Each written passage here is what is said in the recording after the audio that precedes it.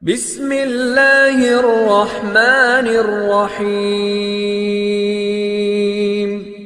السلام عليكم ورحمة الله وبركاته. إن الحمد لله نحمده ونستعينه ونستغفره ونؤمن به ونتوكل عليه ونعوذ بالله من شرور أنفسنا ومن سيئات أعمالنا من يهدي الله فلا مضل له ومن يضلل فلا هادي له ونشهد أن لا إله إلا الله وأشهد أن محمدا عبده ورسوله أما بعد. يا أيها الناس اتقوا ربكم الذي خلقكم من نفس واحدة خلق منها زوجها وبث منهما رجالا كثيرا ونساء واتقوا الله الذي تساءلون به والأرحام إن الله كان عليكم رقيبا. يا أيها الذين آمنوا اتقوا الله حق تقاته ولا تموتن إلا وأنتم مسلمون. يا أيها الذين آمنوا اتقوا الله وقولوا قولا سديدا ويصلح لكم أعمالكم يغفر لكم ذنوبكم ومن يطع الله ورسوله فقد فاز فوزا عظيما. صدق الله العظيم. إن أصدق الحديث كتاب الله وأحسن الحديث هدي محمد صلى الله عليه وسلم وشر الأمور محدثاتها كل محدثة بدعة كل بدعة ضلالة كل ضلالة في النار. صدق رسول الله. கண்ணியமான அல்லாஹ் நல்லடியார்களே, அல்லாஹ்வுடைய சாந்தியும் சமாதானமும் ரசூலுல்லாஹி ஸல்லல்லாஹு அலைஹி வஸல்லம் அவர்கள் மீதும் அவர்களை பின்பற்றி வாழ்ந்த அத்தனை சஹாபாக்களின் மீதும் தாபியீன்கள் தபா தாபியீன்கள் நாதாக்கள் சுபதாக்கள் குறிப்பாக இந்த ஜும்மாவுடைய கடமையை குறித்த நேரத்திலே நிறைவேற்ற வந்திருக்கின்ற உங்கள் மீதும் என் மீதும் என்று நிலவட்டுமாக என்று பிரார்த்தனை செய்தவனாக ஆரம்பம் செய்கின்றேன். கண்ணியமான அல்லாஹ் நல்லடியார்களே, ஆரம்பமாக அல்லாஹ்வின் அச்சத்தை கொண்டு ஆரம்பம் செய்கின்றேன். காரணம், ரசூல் ஸல்லல்லாஹு அலைஹி வஸல்லம் அவர்கள் எந்த ஒரு உரையை ஆரம்பம் செய்யும் பொழுதும் அல்லாஹ்வின் மீதுள்ள அச்சத்தை கொண்டு ஆரம்பம் செய்வார்கள். எதையெல்லாம் அல்லாஹ் தஆலா நமக்கு ஹராம் ஆக்கினானோ அதை விட்டு விலகி வாழுமாறும், எதையெல்லாம் அல்லாஹ் தஆலா நமக்கு ஹலால் ஆக்கி தந்தானோ அதையெல்லாம் நம்முடைய வாழ்க்கையில் நாம் இணைத்து வாழக்கூடிய வாழ்க்கையை அல்லாஹ் தஆலா உங்களுக்கும் எனக்கும் தந்தருள் புரிவானாக. கண்ணியமான அல்லாஹ் நல்லடியார்களே, இன்றைய தலைப்பு என்னவென்றால் மிகவும் முக்கியமான ஒரு தலைப்பு. நம்முடைய வாழ்க்கையிலே மிகவும் ஒரு முக்கியமான ஒரு விஷயம் என்னவென்றால் நம்முடைய குடும்ப வாழ்க்கை, நம்முடைய திருமண வாழ்க்கை எப்படி இருக்கின்றது என்பதனை நாம் சிந்தித்து பார்க்க வேண்டும். அல்லாஹ் தஆலா பல்வேறு விஷயங்களை நமக்கு எத்தி வைத்தாங்க. இந்த குடும்ப வாழ்க்கையை பற்றியும் மனைவியை அல்லாஹ் தஆலா நமக்கு தந்திருக்கின்றான். அந்த விஷயத்தை பற்றியும் அல்லாஹ் தஆலா பல்வேறு இடங்களிலே அல்லாஹ் தஆலா தன் திருமறையிலே சுட்டிக்காட்டுகின்றான்.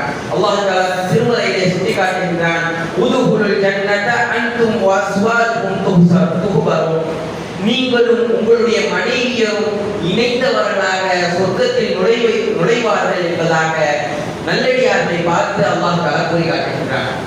ஒரு மனிதர் அந்த மனைவியிடம் எப்படி நடந்து கொள்ள வேண்டும் என்பதனை இந்த இஸ்லாம் நமக்கு போதிக்கின்றது. எப்படி அந்த மனைவியுடன் நேசத்துடன் நடந்து கொள்ள வேண்டும், எப்படி அந்த மனைவியை காதலிக்க வேண்டும் என்பதை எல்லாம் நமக்கு இஸ்லாம் பல்வேறு இடங்களிலே அல்லாஹ் தஆலா தன் திருமறையிலே சுட்டி காட்டுகின்றான். அதே போன்று ரசூல் ஸல்லல்லாஹு அலைஹி வஸல்லம் அவர்களும் அவருடைய வாழ்க்கையிலே நமக்கு பல்வேறு இடங்களிலே எடுத்துக்காட்டாக வாழ்ந்து காட்டி சென்றிருக்கின்றார்கள். கண்ணியமான அல்லாஹ்வின் நல்லடியார்களே, அது மாத்திரமல்லாமல் அல்லாஹ் தஆலா இன்றைக்கு இருக்கக்கூடிய காலகட்டத்தை நாம் எடுத்து பார்த்தோம் என்றால் மனைவிமார்களுக்கு எந்த ஒரு கணவன்மார்களும் மதிப்பளிப்பதில்லை. ஆனால் அந்த குர்ஆனிலே அல்லாஹ் தஆலா சுட்டி காட்டுகின்றான், மனைவிமார்களை உயர்வாக அல்லாஹ் தஆலா பேசுகின்றான். உங்களிலிருந்தே உங்களுக்கான பெண்களை நாம் படைத்தோம் என்பதாக அல்லாஹ் தஆலா கூறி காட்டுகின்றான். இன்றைக்கு நாம் எப்படி வாழ்ந்து கொண்டிருக்கின்றோம்? நாம் உயர்வானவர்களாக நினைத்துக் கொண்டு நம்முடைய மனைவிமார்களை அடிமைகளாக நடத்தக்கூடிய மக்கள் தான் இன்றைக்கு நம்முடைய சமுதாயத்திலே அதிகமாக இருக்கின்றார்கள். நாம் உயர்வானவர்கள் என்றால் நம்மிலிருந்து படைக்கப்பட்ட அந்த பெண்ணும் உயர்வானவளாக தான் இருக்க முடியும். ஆனால் இன்றைய சமுதாயம் எப்படி சென்று கொண்டிருக்கின்றது? அவர்களை அடிமையாக அவர்களை சித்தரிக்கக்கூடிய ஒரு சூழ்நிலையை நாம் இன்றைக்கு பார்க்கலாம். நாம் அதிகமாக நம்முடைய சமுதாயத்தில் இந்த விஷயங்களை எல்லாம் பார்க்கலாம். நான் மாத்திரம் உயர்வானவன், நான் உயர்வானவன், ஆனால் அந்த பெண் எனக்கு அடிமை, அவளுக்கு புத்தி கம்மியானவள், அவள் அனுபவத்தில் மிகவும் கம்மியானவள் என்பதாக ஒதுக்கக்கூடிய சூழ்நிலையை இன்றைய காலகட்டத்தில் நாம் அதிகமாக கண்கூடாக பார்த்து கொண்டிருக்கின்றோம். கண்ணியமான அல்லாஹ் நல்லடியார்களே, இதையெல்லாம் நாம் எப்படி எதிர்கொள்ள வேண்டும் என்கின்ற விஷயத்தை தான் இன்றைக்கு எடுத்துக்கொண்ட தலைப்பின் கீழாக நாம் பார்க்க போகிறோம். அல்லாஹ்வின் தூதர் ஸல்லல்லாஹு அலைஹி வஸல்லம் அவர்களுக்கு நமக்கெல்லாம் தெரியும், அல்லாஹ்வின் தூதர் ஸல்லல்லாஹு அலைஹி வஸல்லம் அவர்களுக்கு 7 குழந்தைகள், அதாவது 4 பெண் குழந்தைகளும் 3 ஆண் குழந்தைகளும் என்று நம் அனைவருக்கும் தெரியும். அந்த 4 பெண் குழந்தைகள் யார் யார் என்றால் ஸைனப் ரலியல்லாஹு அன்ஹா, உம்மு குல்சூம் ரலியல்லாஹு அன்ஹா, ருக்கையா ரலியல்லாஹு அன்ஹா, ஃபாத்திமா ரலியல்லாஹு அன்ஹா. அந்த ஆண் குழந்தைகள் எல்லாம் சிறு வயதிலேயே அவர்கள் வஃபாத் ஆகிவிட்டார்கள். ஆனால் இந்த பெண் குழந்தைகள் ரசூல் ஸல்லல்லாஹு அலைஹி வஸல்லம் அவருடைய காலகட்டத்தில் வாழ்ந்தார்கள். அவர்களுக்கு ரசூல் ஸல்லல்லாஹு அலைஹி வஸல்லம் அவர்கள் திருமணமும் முடித்து வைத்தார்கள். கண்ணியமான அல்லாஹ் நல்லடியார்களே, ரசூல் ஸல்லல்லாஹு அலைஹி வஸல்லம் அவருடைய முதல் பெண்ணான ஸைனப் ரலியல்லாஹு அன்ஹா அவருடைய வாழ்க்கையை நாம் எடுத்து பார்க்க வேண்டும். கதீஜா ரலியல்லாஹு அவர்களால் பிறக்கப்பட்டவர்கள் தான் இந்த 4 பெண் மக்கள். அந்த 4 பெண் மக்களில் முதலாம் அவர்தான் ஸைனப் ரலியல்லாஹு அன்ஹா. அவர்கள் எப்படிப்பட்டவர்கள் என்றால் அப்படியே உருவத்திலும் தோற்றத்திலும் கதீஜா ரலியல்லாஹு அன்ஹா அவர்களுடைய தோற்றத்தில் ஒப்புடையவர்களாக இருப்பார்கள். அவர்கள் வளர்ந்து அவருடைய திருமண வயதை அடையும் பொழுது ரசூல் ஸல்லல்லாஹு அலைஹி வஸல்லம் அவர்களிடம் கதீஜா ரலியல்லாஹு அன்ஹா அவர்கள் கேட்கிறார்கள். அந்த நேரத்திலே ரசூல் ஸல்லல்லாஹு அலைஹி வஸல்லம் நபியாக அனுப்பப்படவில்லை, அவர்கள் சாதாரண மனிதராக அன்றைய காலகட்டத்தில் இருக்கின்றார்கள். அப்பொழுது கதீஜா ரலியல்லாஹு அன்ஹா கேட்கின்றார்கள், என்னுடைய கணவரே, நான் இந்த நம்முடைய பெண்ணிற்கு நாம் திருமணம் செய்ய வேண்டும். என்னுடைய குடும்பத்தில் என்னுடைய சகோதரியின் மகன் அபுல் ஆஸ் என்கின்ற ஒரு மனிதரை நீங்கள் அறிந்திருப்பீர்கள். அவர் இந்த மக்கா மாநகரிலே மிகவும் பிரபல்யமானவர், அதிகமாக வியாபாரம் செய்யக்கூடியவர். அவருக்கு நீங்கள் நம்முடைய பெண்ணை திருமணம் முடித்து கொடுக்கலாமா என்பதாக கேட்டவுடன் ரசூல் ஸல்லல்லாஹு அலைஹி வஸல்லம் அவர்கள் அதை ஏற்றுக்கொள்கின்றார்கள். இன்றைய காலகட்டத்தை எடுத்துக்கொண்டோம் என்றால் இந்த அளவிற்கு நாம் பேசுவோம். நீ எப்படி என்னுடைய பிள்ளைக்கு நீ எப்படி பெண் பார்க்கலாம், நான் அல்லவா பெற்றேன், இது என்னுடைய குழந்தை, அந்த பெண்ணுக்கு நான் எப்படி பெண் பார்க்க வேண்டும் என்று எனக்கு தெரியும் என்பதாக பேசக்கூடியவர்கள் தான் நம்முடைய சமுதாயத்தில் அதிகமாக இருக்கின்றார்கள். ஆனால் ரசூல் ஸல்லல்லாஹு அலைஹி வஸல்லம் அவர்கள் தங்களுடைய மனைவி ஒரு கோரிக்கையை வைத்தவுடன் அந்த கோரிக்கைக்கு மதிப்பளித்து அதையும் அங்கீகரிக்கின்றார்கள். ரசூல் ஸல்லல்லாஹு அலைஹி வஸல்லம் அவருடைய தலைமைக்கு கீழாக அந்த திருமணம் முடிந்தது. கண்ணியமான அல்லாஹ் நல்லடியார்களே, நமக்கெல்லாம் தெரியும் ரசூல் ஸல்லல்லாஹு அலைஹி வஸல்லம் அவருடைய மனைவி கதீஜா ரலியல்லாஹு அன்ஹா அவர்கள் உயிருடன் இருக்கும் பொழுது 3 பெண் மக்களுக்கு ரசூல் ஸல்லல்லாஹு அலைஹி வஸல்லம் அவர்கள் திருமணம் முடித்து வைத்திருக்கிறார்கள். ஃபாத்திமா ரலியல்லாஹு அன்ஹா மாத்திரம்தான் சிறு குழந்தையாக இருக்கின்றார்கள். அவர்கள் மதீனாவுக்கு சென்ற பிறகு அவர்களுக்கு திருமணம் முடிந்தது. மீதம் இருக்கக்கூடிய 3 பெண் மக்களுக்கும் மக்காவில் வைத்தே அவர்களுக்கு திருமணம் முடிகிறது. கதீஜா ரலியல்லாஹு அன்ஹா அவர்கள் யாரை அவர்கள் கூறினார்களோ அந்த மனிதருக்கு ஸைனப் ரலியல்லாஹு அன்ஹா அவர்களை திருமணம் முடிக்கின்றார்கள். மீதம் இருக்கக்கூடிய ருக்கையா மற்றும் உம்மு குல்சூம் ரலியல்லாஹு அன்ஹா அவர்களை ரசூல் ஸல்லல்லாஹு அலைஹி வஸல்லம் அவருடைய சச்சாவாகிய அபூ லஹப், அதாவது நாமெல்லாம் ஓதுகின்றோமே தப்பத் யதா அபீ லஹபி வ தப் என்பதாக அந்த அத்தியாயத்திற்கு சொந்தக்காரனான அந்த அபீ லஹபினுடைய மகன்களுக்கு ரசூல் ஸல்லல்லாஹு அலைஹி வஸல்லம் அந்த 2 பெண்களையும் கட்டி வைக்கின்றார்கள். இப்படியே காலங்கள் செல்கின்றது. ரசூல் ஸல்லல்லாஹு அலைஹி வஸல்லம் அவர்கள் இஸ்லாத்தை எடுத்துரைக்கும் பொழுது மக்கா காஃபிர்கள் அவர்கள் கடுமையாக எதிர்க்கின்றார்கள். நமக்கெல்லாம் தெரியும் ரசூல் ஸல்லல்லாஹு அலைஹி வஸல்லம் அவர்களை செய்யாத வேதனையா, அவர்களுக்கு கொடுக்காத நோயினையா நமக்கெல்லாம் அதிகமாக படித்திருப்போம். சிந்தித்து பார்க்க வேண்டும். அந்த நேரத்தில் தான் மக்கா காஃபிர்கள் அனைவரும் ஒன்று குழுமுகின்றார்கள். இந்த முஹம்மதிற்கு நாம் பாடம் புகட்ட வேண்டும், இந்த முஹம்மதிற்கு நாம் ஒரு பாடத்தை சொல்லித் தர வேண்டும் என்பதாக அந்த 3 மருமகன்களையும் அழைக்கின்றார்கள். அந்த மக்கள் காஃபிர்கள் அழைத்து அந்த 3 மருமகன்களிடம் கூறுகின்றார்கள், இந்த மாதிரி இந்த முகம்மது இஸ்லாம் என்கின்ற ஒரு விஷயத்தை கூறிக்கொண்டிருக்கின்றார். உங்களுடைய மனைவிகளை நீங்கள் தலாக் செய்யுங்கள், உங்களுடைய மனைவிகளை நீங்கள் விவாகரத்து செய்யுங்கள் என்று கூறியவுடன் அந்த அபிலகபினுடைய 2 மகள்களும், நமக்கெல்லாம் தெரியும் அபிலகபுக்கு அல்லாஹ் தஆலா அவன் நாசமடையட்டும் என்பதாக அல்லாஹ் தஆலா ஆயத்தை இறக்குகின்றான். இதை கேட்டவுடன் அந்த அபிலகப் என்ன தெரியுமா செய்கின்றான், என்னுடைய மகன்கள் நீங்கள் இருவரும் எனக்கு இந்த மாதிரி ரசூல் ஸல்லல்லாஹு அலைஹி வஸல்லம் அவர்கள் என்னை சபித்து ஓதுகிறார்கள், நீங்கள் அவர்களுடைய மகள்களை நீங்கள் தலாக் செய்ய வேண்டும், விவாகரத்து செய்ய வேண்டும் என்பதாக ஒரே நாளிலே அந்த 2 பெண்களும் ருக்கையா ரலியல்லாஹு அன்ஹா அவர்களும் உம்மு குல்சூம் ரலியல்லாஹு அன்ஹா அவர்களும் 2 நபர்களும் விவாகரத்து செய்தவர்களாக ரசூல் ஸல்லல்லாஹு அலைஹி வஸல்லம் அவர்களுடைய வீட்டிலே கைமை பெண்களாக இருக்கின்றார்கள். இந்த நேரத்திலே அதே அந்த மக்கத்து காஃபிர்கள் அபுல் ஆஸ், அதாவது ரசூல் ஸல்லல்லாஹு அலைஹி வஸல்லம் அவருடைய முதல் மகளை திருமணம் செய்த அந்த அபுல் ஆஸ் அந்த மனிதரிடம் சென்று சொல்கின்றார்கள், நீங்களும் உங்களுடைய மனைவியை தலாக் செய்யுங்கள், இந்த முகமதுக்கு பாடம் புகட்ட வேண்டும் என்பதால். கண்ணியமான அல்லாஹ்வின் நல்லடியார்களே, இந்த இடத்திலே ஒரு தந்தையாக நின்று நாம் யோசிக்க வேண்டும். ஏற்கனவே 2 பெண்கள் விவாகரத்து செய்து வீட்டிலே இருக்கின்றார்கள், 3வது பெண்ணும் விவாகரத்து செய்து வந்தால் நாம் எல்லாம் என்ன நினைப்போம்? நம்முடைய வாழ்க்கை அந்த நேரத்திலே நம்முடைய மனதெல்லாம் எப்படி இருக்கும்? ஆனால் ரசூல் ஸல்லல்லாஹு அலைஹி வஸல்லம் அவர்கள் பயந்தவர்களாக இருக்கின்றார்கள். தங்களுடைய முதல் மகளும் விவாகரத்து செய்து வீட்டிற்கு வந்து விடுவார்களோ என்பதாக யோசித்துக் கொண்டிருக்கும் பொழுது அந்த அபுல் ஆஸ் ரலியல்லாஹு அன்ஹு அவர்கள் அந்த நேரத்தில் அவர்கள் இஸ்லாத்தை ஏற்றுக்கொள்ளவில்லை. அவர்கள் கூறிய வார்த்தை என்ன தெரியுமா, இந்த உலகத்தையே நீங்கள் எனக்கு தந்தாலும் இந்த ஜெய்னபிற்காக நான் எதையும் இழப்பேனே தவிர இந்த ஜெய்னபை உலகத்திற்காக இழக்க மாட்டேன். அவளுடைய மார்க்கத்தை பின்பற்றட்டும், நான் என்னுடைய மார்க்கத்தை பின்பற்றுகின்றேன். நான் ஒரு வாழ் இஸ்லாத்தை ஏற்க மாட்டேன், ஆனால் அவளையும் நான் வற்புறுத்த மாட்டேன், அவளுடன் தான் நான் சேர்ந்து வாழ்வேன் என்பதாக அபுல் ஆஸ் ரலியல்லாஹு அவர்கள் கூறியவுடன் அந்த மக்களுக்கு காஃபிர்கள் எல்லாம் துகைத்து நிற்கின்றார்கள். இந்த செய்தி ரசூல் ஸல்லல்லாஹு அலைஹி வஸல்லம் அவர்களுக்கு வந்து கேட்டவுடன் ரசூல் ஸல்லல்லாஹு அலைஹி வஸல்லம் ஆனந்தம் அடைகின்றார்கள்.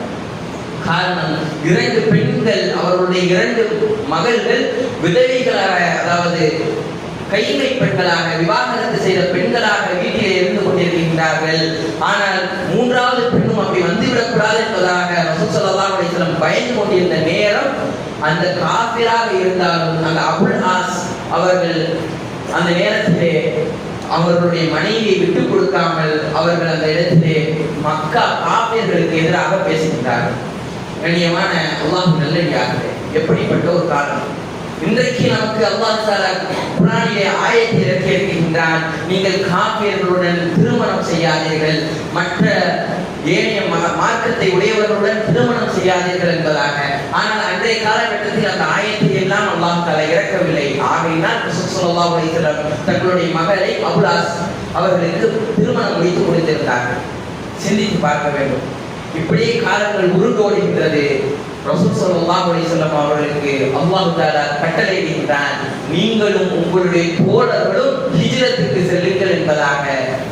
அனைத்து சஹாபாக்களும் அனைத்து முஸ்லிம்களும் மக்காவிலிருந்து மதீனாவிற்கு ஹிஜ்ரத் செய்கின்றார்கள்.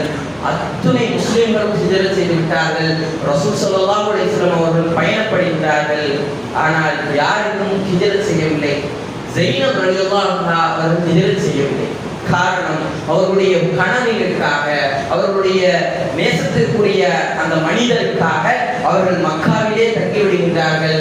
அவருடைய கணவனின் மீது இந்த பாசத்தின் காரணமாக அவர்கள் இஸ்லாத்தை ஏற்றிருந்தாலும் அவருடைய கணவனிற்காக அங்கே தங்கியிருக்கின்றார்கள். இப்படியே காலங்கள் உருண்டோடுகின்றது. பத்ர் போருடைய களம். பத்ர் போருடைய களத்தை நாம் பார்ப்போம் என்றால், பத்ருக்காக அந்த காஃபிர்கள் படையெடுத்து வருகிறார்கள். ரசூல் ஸல்லல்லாஹு அலைஹி வஸல்லம் அவருடைய படையிலே நமக்கெல்லாம் தெரியும் 313 சஹாபாக்கள் நின்று கொண்டிருக்கின்றார்கள். ஆனால் எதிரி படையோ 1000 நபர்கள். அந்த நேரத்திலே அபுல் ஆஸும் வற்புறுத்தியவர்களாக அந்த மக்கள் காஃபிர்கள் அவர்களை வற்புறுத்தி இழுத்து கொண்டு வருகிறார்கள். நீங்கள் கண்டிப்பாக போர்க்களத்திற்கு வர வேண்டும் என்பதாக இழுத்து வரப்படுகின்றார்கள். அவர்கள் அந்த போர்க்களத்திலே போர் செய்யும் பொழுது பிணை கைதியாக பிடிக்கப்படுகின்றார்கள். நாம் எல்லாம் அதிகமாக கேட்ட செய்திதான். ஆனால் அடிக்கடி கேட்காததனால் இந்த செய்தி நமக்கு புதிதாக இருக்கும். அந்த ரசூல் ஸல்லல்லாஹு அலைஹி வஸல்லம் மருமகன் எதிரி படையில் இருக்கின்றார்கள். ரசூல் ஸல்லல்லாஹு அலைஹி வஸல்லம் அவர்கள் முஸ்லிம்களினுடைய தளபதியாக நின்று கொண்டிருக்கின்றார்கள். பிணை கைதியாக அபுல் ஆஸ் அவர்கள் பிடிக்கப்படுகிறார்கள். பல்வேறு காஃபிர்கள் பிடிக்கப்பட்டாலும் இந்த அபுல் ஆஸ் மிகவும் முக்கியமான ஒரு மனிதர். காரணம், ரசூல் ஸல்லல்லாஹு அலைஹி வஸல்லம் அவருடைய மகளை திருமணம் முடித்த ஒரு மனிதர். இந்த நேரத்தில் பல்வேறு சஹாபாக்கள் கருத்துக்களை கூறுகின்றார்கள். பிணை கைதியாக பிடிக்கப்பட்ட அனைவரையும் நாம் கொலை செய்து விடுவோம் என்பதாக உமர் ரலியல்லாஹு அன்ஹு அவர்கள் கூறுகின்றார்கள். அபூபக்கர் ரலியல்லாஹு அன்ஹு அவர்கள் கூறுகின்றார்கள், வேண்டாம் யா ரசூலுல்லாஹ், இவர்களை நாம் என்ன செய்வோம் தெரியுமா? இவர்களின் கல்வி அறிந்தவர்களுக்கு நம்முடைய மக்களுக்கு கல்வியை சொல்லிக் கொடுக்க சொல்வோம். அப்படி அவர்கள் கல்வியை சொல்லிவிட்டார்கள் என்றால் அவர்களை அனுப்பிவிடுவோம். யாராவது பணத்தொகையை கொடுத்து இவர்களை மீட்டுக் கொண்டு போகட்டும் என்பதாக இப்படி ஒவ்வொரு சட்டங்களையும் இயற்றப்படுகின்றது. இந்த சட்டத்தை தெரிந்தவுடன் அந்த ஸைனப் ரலியல்லாஹு அன்ஹு அவர்களுக்கு காதுகளிலே எட்டப்படுகின்றது. தன்னுடைய கணவர் அவர்கள் பிணை கைதியாக பிடிக்கப்பட்டிருக்கின்றார் என்று கூறியவுடன் அந்த மக்காவில் இருக்கக்கூடிய ஒரு காஃபிரிடம் என்ன செய்கின்றார்கள்? ஸைனப் ரலியல்லாஹு அன்ஹு அவர்கள் அவருடைய வைர மாலையை கலட்டி கொடுக்கின்றார்கள். அந்த வைர மாலையை கொண்டு வந்து ரசூல் ஸல்லல்லாஹு அலைஹி வஸல்லம் அவருடைய கைகளில் கொடுக்கப்படுகின்றது. யா ரசூலுல்லாஹ், இது உங்களுடைய மகள் உங்களுடைய மருமகனை மீட்பதற்காக கொடுத்த இந்த வைர சங்கிலி என்பதாக கொடுக்கும் பொழுது ரசூல் ஸல்லல்லாஹு அலைஹி வஸல்லம் தேம்பி அழுக ஆரம்பிக்கின்றார்கள். கண்ணியமான அல்லாஹ் நல்லடியார்களே, இன்றைக்கு நாம் இங்கே ஒரு சபையிலே அமர்ந்து கொண்டிருக்கின்றோம். நாம் இங்கு யாராவது ஒரு நபர் இங்கே தேம்பி அழுவதற்கு ஆசைப்படுவோமா? எத்தனை நபர்கள் இருந்து கொண்டிருக்கின்றார்கள். என்னை கேவலமாக பார்ப்பார்களே, நாம் அழுவோமா? சிந்தித்து பார்க்க வேண்டும். ஆனால் அன்றைக்கு படை தளபதியாக ரசூல் ஸல்லல்லாஹு அலைஹி வஸல்லம் அவர்கள் இருக்கின்றார்கள். அந்த படை வெற்றி கொள்ளப்பட்டிருக்கின்றது. பத்ரினுடைய மைதானத்தின் வெற்றி வீரர்களாக அனைத்து சஹாபாக்களும் நின்று கொண்டிருக்கும் பொழுது ரசூல் ஸல்லல்லாஹு அலைஹி வஸல்லம் அவர்கள் தேம்பி அழுகின்றார்கள். சஹாபாக்கள் கேட்கின்றார்கள், யா ரசூலுல்லாஹ், எதற்காக நீங்கள் அழுகின்றீர்கள்? என்ன காரணம் யா ரசூலுல்லாஹ் என்பதாக கேட்கின்றார்கள். பல்வேறு சஹாபாக்கள் ரசூல் ஸல்லல்லாஹு அலைஹி வஸல்லம் அழுகின்ற காரணத்தினால் அவர்களும் அழுக ஆரம்பிக்கின்றார்கள். ரசூல் ஸல்லல்லாஹு அலைஹி வஸல்லம் அவர்கள் கூறினார்கள், சஹாபாக்களே, இந்த சங்கிலி யாருடையது தெரியுமா? என்னுடைய மனைவி ஹதீஜா ரலியல்லாஹு அன்ஹா அவர்களுடையது. அவர்கள் உயிருடன் இருக்கும் பொழுது ஸைனபிற்கு திருமணத்தின் பொழுது அவருடைய கழுத்தில் இருந்து கலட்டி அந்த ஸைனப் ரலியல்லாஹு அன்ஹா அவர்களிடம் மாட்டினார்கள். இந்த சங்கிலியை பார்த்தவுடன் எனக்கு ஹதீஜாவினுடைய ஞாபகம் வந்து விட்டது என்பதாக ரசூல் ஸல்லல்லாஹு அலைஹி வஸல்லம் அவர்கள் அழுதார்கள். கண்ணியமான அல்லாஹ் நல்லடியார்களே, இன்றைக்கு எத்தனை நபர்கள் நம்முடைய மனைவிகளை பார்த்து நம்முடைய மனைவியினுடைய சிந்தனையை நினைத்து அழுது இருக்கின்றோம். சிந்தித்து பார்க்க வேண்டும். நம்முடைய மனைவி செய்யக்கூடிய ஒவ்வொரு செயலையும் பார்த்து நாம் என்றைக்காவது கண் கலங்கி இருக்கின்றோமா?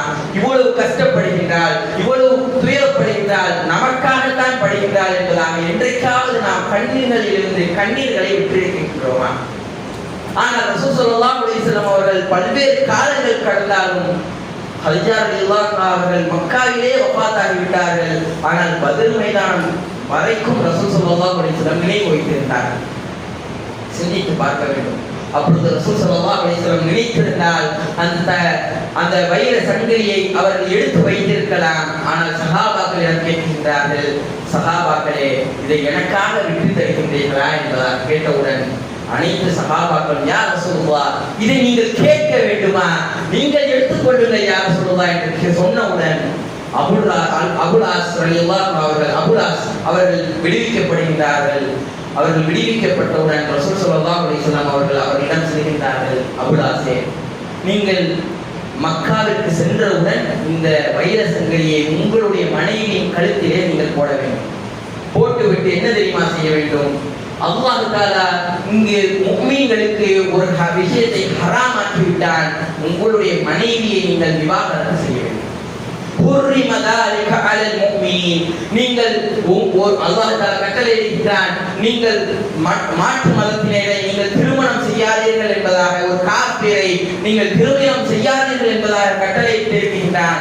ஆதலால் உங்களுக்கு அவர்கள் அந்த ஜைனபை மணமுடிப்பதற்கு தகுதி அல்ல, நீங்கள் விவாகரத்து செய்ய வேண்டும் என்று கூறியவுடன் அந்த அபுல் ஆஸ் நடந்தே செல்கின்றார்கள். மக்காவிற்கு சென்றவுடன் அவர்கள் அந்த வைர சங்கிலியை ரசூல் ஸல்லல்லாஹு அலைஹி வஸல்லம் அவர்கள் கூறியதை போன்றே அந்த வைர சங்கிலியை ஜைனப் ரலியல்லாஹு அன்ஹா அவர்களுடைய கழுத்திலே போடுகின்றார்கள். போட்டுவிட்டு, ஜைனபே, நீங்கள் உங்களுடைய தந்தை உங்களை அழைத்து விட்டார், நீங்கள் செல்லுங்கள், உங்களை விவாகரத்து செய்ய சொல்லிவிட்டார் என்பதாக சொன்னவுடன் ஜைனப் ரலியல்லாஹு அன்ஹா அவர்கள் மறு பேச்சு பேசாமல் அவர்கள் மதீனாவிற்கு வந்து விடுகிறார்கள்.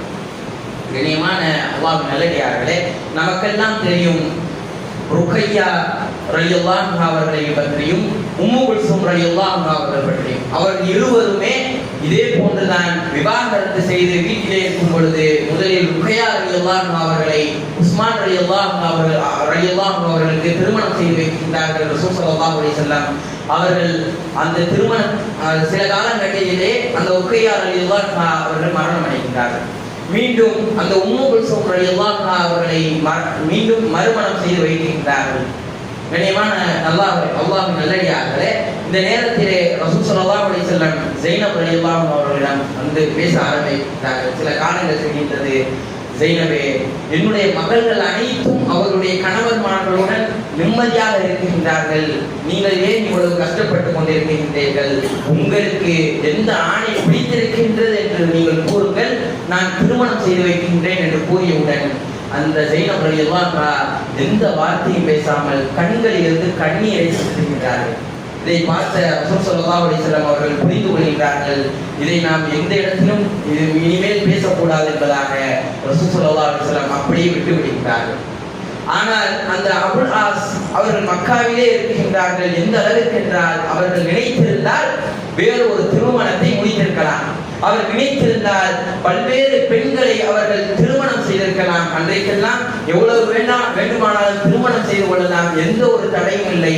ஆனால் அந்த அபுல் ஆஸும் எந்த ஒரு திருமணமும் செய்யாமல் அவர்களும் தனிமையிலே இருக்கின்றார்கள். ஒரு காலம் வருகின்றது, அந்த அபுல் ஆஸ் எப்படிப்பட்டவர் என்றால் மிகவும் வியாபாரத்திலே நேர்த்தியுடையவர் என்பதாக நாம் ஆரம்பத்தில் கூறினோமே, அதே போன்று மக்களுக்கு காப்பீர்கள் அதிகமான பொருட்களை அவர்களிடம் கொடுக்கின்றார்கள். நீங்கள் வியாபாரம் செய்துவிட்டு வாருங்கள் என்பதாக கூறுகின்றார்கள். இந்த அபுல் ஆஸ் ரலியல்லாஹு அவர்களும் அவர்களுடைய பொருட்களை எடுத்துக்கொண்டு சிரியாவிற்கு செல்கின்றார்கள். அதிகமான லாபங்களை ஈட்டியவர்களாக மதீனாவினுடைய பாதைகளிலே வரும் பொழுது முஸ்லிம்கள் அவர்களை கைது செய்கின்றார்கள். கைது செய்தால் அவர்களுடன் வியாபாரத்திற்கு வந்த மனிதர்கள் எல்லாம் விட்டு ஓடி விடுகின்றார்கள். இந்த அபுல் ஆஸும் விரைவாக ஓடி வந்து மதீனாவினுடைய ஜைனப் ரலியல்லாஹு அன்ஹா அவருடைய வீட்டிற்குள் வருகின்றார்கள். ஜைனபே, என்னை காப்பாற்றுங்கள், எவ்வளவு காலம் ஆகின்றது. ஆனால் அவர்கள் தங்களுடைய மனைவியை தேடி ஓடி வருகின்றார்கள். ஜைனபே, என்னை காப்பாற்றுங்கள் என்று கூறியவுடன் ஃபஜ்ருடைய நேரம், ரசூல் ஸல்லல்லாஹு அலைஹி வஸல்லம் பள்ளிக்குள்ளே இருக்கின்றார்கள். ஜைனப் ரலியல்லாஹு அன்ஹா அவர்கள் பள்ளியின் வாசலில் நின்று கொண்டு, யா ரசூலுல்லாஹ், நான் இந்த அபுல் ஆஸிற்கு நான் பாதுகாப்பு தருகின்றேன், யாரும் அவரின் மீது கை வைக்க கூடாது என்பதாக கூறியவுடன் ரசூல் ஸல்லல்லாஹு அலைஹி வஸல்லம் தங்களுடைய சஹாபாக்களிடம் கூறுகின்றார்கள், சஹாபாக்களே, கேட்டீர்களா? யாரும் அபுல் ஆஸின் மீது கை வைக்க கூடாது என்பதாக கூறியவுடன் அப்படியே அவர்கள் இருக்கின்றார்கள்.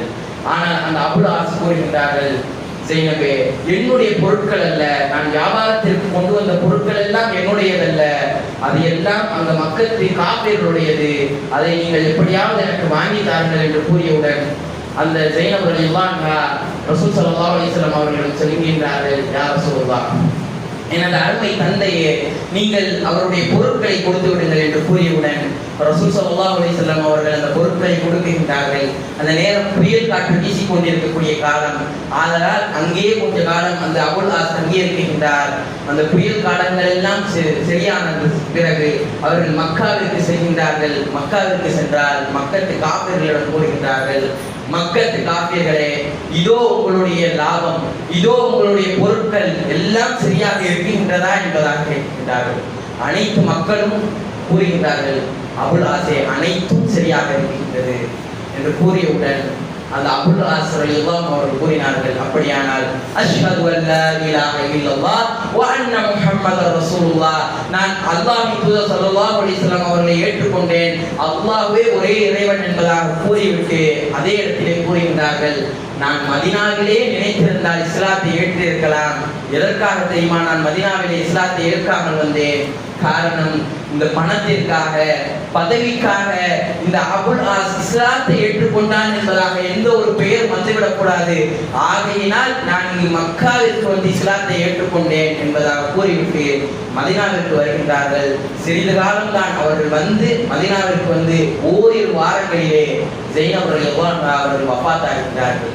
தேம்பி தேம்பி அழுகின்றார்கள். இந்த அபுல் ஆஸ் ரலியல்லாஹு அன்ஹு அவர்கள், யா ரசூலுல்லாஹ், இவ்வளவு காலம் பிரிந்திருந்தோம், இப்பொழுதுதான் சேர்ந்தோம், ஆனால் அல்லாஹ் தஆலா என்னுடைய மனைவியை எடுத்துக்கொண்டானே என்பதாக அப்பொழுது ரசூல் ஸல்லல்லாஹு அலைஹி வஸல்லம் அவர்கள் அவர்களுக்கு ஆறுதல் கூறுகின்றார்கள், அபுல் ஆஸே, நீங்கள் வேறு திருமணம் செய்து கொள்ளுங்கள் என்பதாக. ஆனால் அந்த அபுல் ஆஸ் கூறிய வார்த்தை என்ன தெரியுமா? அபுல் ஆஸ் ரலியல்லாஹு அன்ஹு அவர்கள் கூறிய வார்த்தை என்ன தெரியுமா? யா ரசூலுல்லாஹ், ஜைனப் இல்லாத உலகம் எனக்கு கசப்பானதாக மாறிவிட்டது என்பதாக அழுது கொண்டே இருக்கின்றார்கள். அவர்களும் சிறிது காலகட்டத்திலே வஃபாத்தாகின்றார்கள். எப்படிப்பட்ட ஒரு காதல் காவியம்! இன்றைக்கு நாம் பார்க்கலாம், பல்வேறு காதல் காவியம் என்பதாக பல்வேறு பெயர்களை கூறுவார்கள். ஆனால் மிகவும் ஒரு புனிதமான ஒரு காதல் காவியமாக நாம் இதை எடுத்து வைக்கலாம். எந்த ஒரு அசிங்கமும் இல்லாமல், எந்த ஒரு கேவலமும் இல்லாமல் மிகவும் புனிதமான ஒரு காதல் காவியமாக இன்றைக்கும் பல்வேறு வரலாறு புத்தகங்களிலே இடம் பெற்றுக் கொண்டிருக்கின்றது. சிந்தித்து பார்க்க வேண்டும். கண்ணியமான அல்லாஹ் நல்லடியார்களே, நமக்கெல்லாம் பெண் பிள்ளைகள் இருக்கும். நாம் அதையெல்லாம் எப்படி பார்க்கின்றோம்? நம்முடைய இருதயங்களாக, நம்முடைய இதயங்களாக பார்க்கின்றோம். அதே போன்றுதான் நமக்கும் நம்முடைய மனைவிகளை அவர்களுடைய தந்தைமார்கள் நமக்கு கொடுத்திருப்பார்கள்.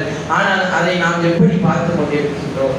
நம்முடைய பெண் குழந்தைகளை எப்படி ஒரு மகனுக்கு கொடுக்க வேண்டும் என்பதாக யோசிக்கின்றோம். ஒரு நல்ல மகனுக்கு கொடுக்க வேண்டும், அவன் நன்றாக நம்முடைய குழந்தைகளை பார்த்து கொள்ள வேண்டும் என்பதாக. ஆனால் அதே குவாலிட்டி, அதே குவாலிஃபிகேஷன் நம்மிடம் இருக்கின்றதா என்பதை நாம் சிந்தித்து பார்க்க வேண்டும். நாம் நம்முடைய மனைவிமார்களை, நம்முடைய மனைவிகளை நாம் சரியாக பார்க்கின்றோமா? ரசூல் ஸல்லல்லாஹு அலைஹி வஸல்லம் அவருடைய மனைவிமார்கள் கூறுகின்றார்கள், ரசூல் ஸல்லல்லாஹு அலைஹி வஸல்லம் அவர்கள் எங்களை ஒரு காலமும் அடித்ததும் இல்லை, சீ என்று கூட கூறியதில்லை என்பதாக. எப்படிப்பட்ட ஒரு முன்மாதிரியாக ரசூல் ஸல்லல்லாஹு அலைஹி வஸல்லம் அவர்கள் வாழ்ந்து நாட்டி சென்றிருக்கிறார்கள். குடும்ப வாழ்க்கையிலும் ரசூல் ஸல்லல்லாஹு அலைஹி வஸல்லம் அவர்கள் தலை சிறந்த ஒரு மனிதராக வாழ்ந்து சென்றிருக்கின்றார்கள். அவர்களை பின்பற்றக்கூடிய நாமும் நம்முடைய குடும்பத்தையும் நம்முடைய மனைவிகளையும் நாம் எப்படி அவர்களை கொண்டு செல்ல வேண்டும் என்கின்ற உதாரணத்தை இதன் மூலியமாக நாம் தெரிந்து கொண்டோம். வாஹிதமான அல்ஹம்துலில்லாஹி ரப்பில் ஆலமீன்.